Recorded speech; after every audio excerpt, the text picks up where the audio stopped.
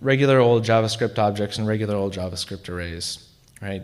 One thing that's probably striking if you've looked at other frameworks, or if you even look at MVC frameworks kind of on the server side, is a lot of times you're doing things like you're extending objects and you're setting up these prototype chains and these things like that.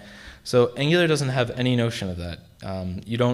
You can, if you'd like, set up your models and your things like that, but you're not forced to inherit some magical Angular object that does this.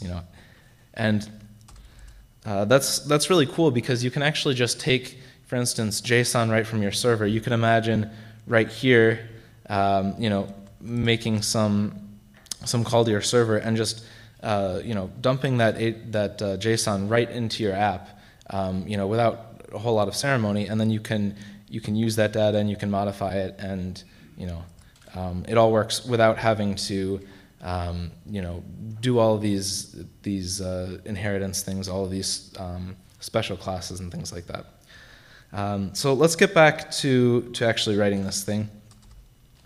We need a new input box.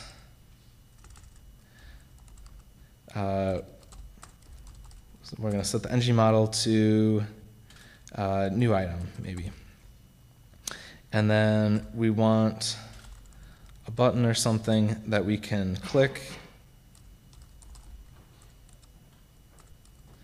And when you click it, we're going to call add item, and we're going to give it the parameter new item.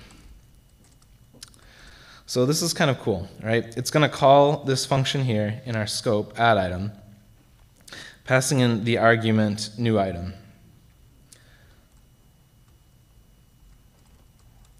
Okay,